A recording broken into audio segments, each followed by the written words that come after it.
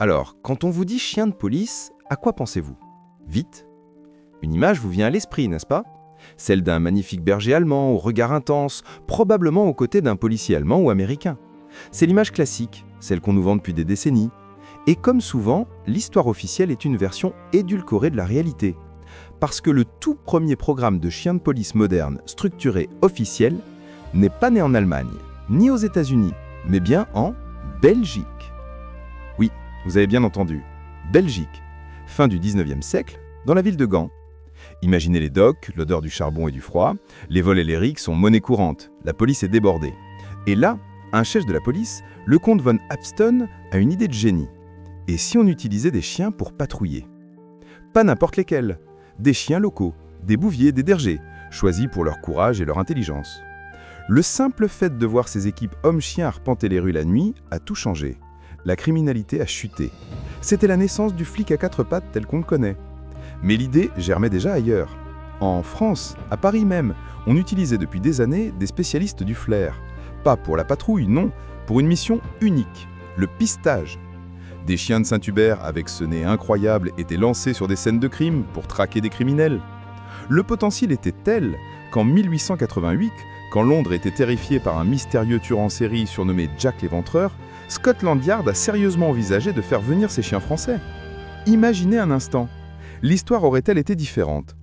Le projet a été abandonné, mais le débat a été lancé dans la presse du monde entier. Le chien pouvait-il être l'arme ultime contre le crime? Alors, la Belgique a eu l'idée, la France l'a expérimenté, mais c'est l'Allemagne qui va tout changer. Peu de temps après les Belges, ils ont repris le concept et l'ont industrialisé. Ils l'ont perfectionné avec une discipline de fer. Et surtout, ils ont créé la race de chien la plus iconique de tous les temps, le berger allemand. Un chien conçu, presque sur mesure, pour être le partenaire parfait de l'homme. L'histoire avait son héros. Mais avoir une bonne idée, un bon chien, c'est une chose. Le prouver sur le terrain, dans des situations où la vie humaine est en jeu, c'est là que la légende est née.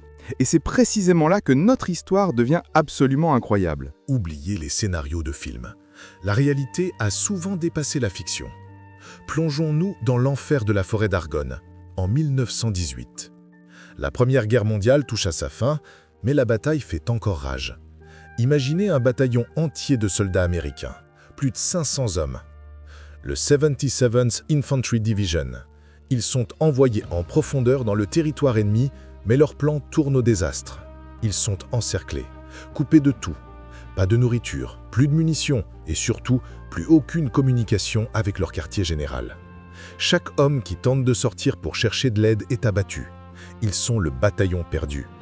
Pendant des jours, ils subissent les tirs ennemis, affamés, désespérés, attendant une mort qui semble inévitable. Comment les sauver? Les messages par pigeon sont interceptés. Les coureurs humains sont des cibles trop faciles. C'est là qu'intervient une solution désespérée. On fait appel à des chiens messagers. Et parmi eux, il y a un chien nommé Satan. Un berger allemand au nom diabolique mais au cœur de lion.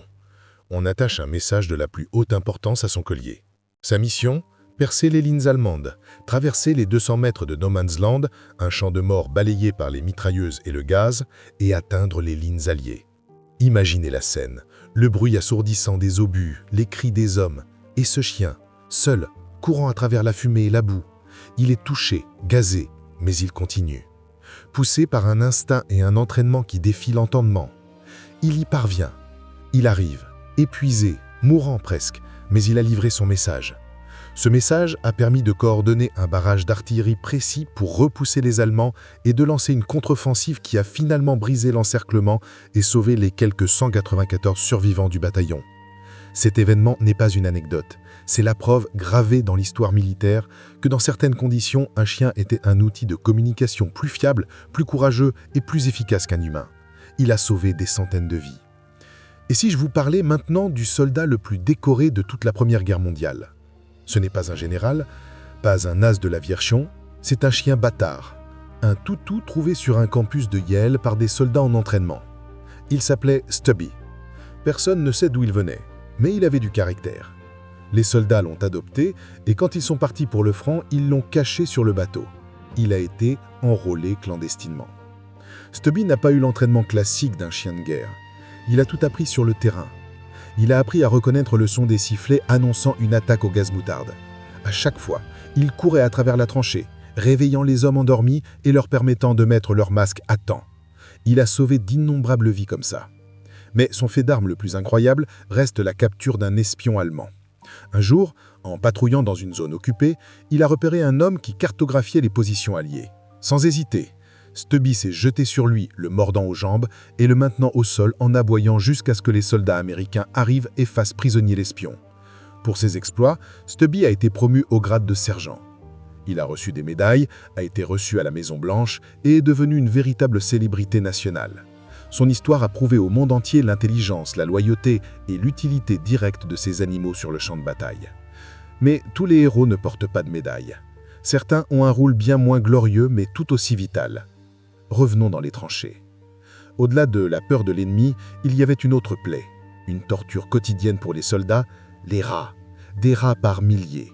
Des rats géants, audacieux, qui se nourrissaient des cadavres et des détritus. Ils rongeaient les sacs de couchage, volaient la maigre nourriture des soldats et propageaient des maladies. C'était un cauchemar sanitaire et psychologique. La solution ? Des chiens. Pas des bergers puissants, mais des chiens plus petits, plus tenaces, des terriers, des Jack Russells, des Hirondelles, des chiens à chasse aux rats. Leur mission était simple, chasser et tuer les rats dans les tranchées. Un seul terrier efficace pouvait tuer des dizaines, voire des centaines de rats en une seule nuit. Pour les soldats, voir ces chiens au travail était un immense soulagement. C'était une petite victoire sur l'horreur de leur quotidien. Ça améliorait leur santé, mais surtout leur morale. Dans un monde où ils avaient si peu de contrôle, ces chiens leur redonnaient un peu de pouvoir. C'est une mission oubliée, mais qui montre que l'utilité du chien n'était pas seulement tactique, elle était profondément humaine. Et leur rôle ne s'arrêtait pas là. Au-delà des messages vitaux comme celui de Satan, des milliers de chiens messagers ont sillonné les champs de bataille. Ils étaient plus rapides, plus agiles et plus invisibles que les humains. Ils pouvaient se faufiler à travers des barbelés et des terrains difficiles. Ils ne transportaient pas seulement des messages. Certains étaient équipés de petits harnais pour porter des bobines de fils téléphoniques permettant d'établir des lignes de communication sous le feu ennemi. C'était un travail incroyablement dangereux et le taux de mortalité chez ces chiens était effroyable. Ils étaient des cibles comme les autres. Mais leur sacrifice a permis de sauver d'innombrables vies en facilitant la coordination des troupes. Enfin, une dernière mission moins connue mais qui a ouvert la voie à une utilisation essentielle aujourd'hui. Vers la fin de la guerre, et dans l'entre-deux-guerres, une nouvelle arme terrifiante est apparue. Les mines terrestres, des bombes cachées, invisibles, qui tuaient et meurtiaient sans prévenir. Comment les détecter sans risquer de vies humaines ? Les militaires ont commencé à expérimenter avec l'incroyable odorat des chiens.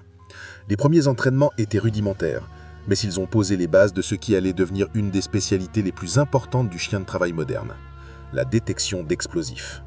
Ces chiens pionniers ont appris à associer une odeur spécifique à une récompense, ouvrant une voie qui mène directement aux chiens de déminage et aux chiens explosifs d'aujourd'hui, qui sauvent des vies en Irak, en Afghanistan, ou même lors des grands événements dans nos villes.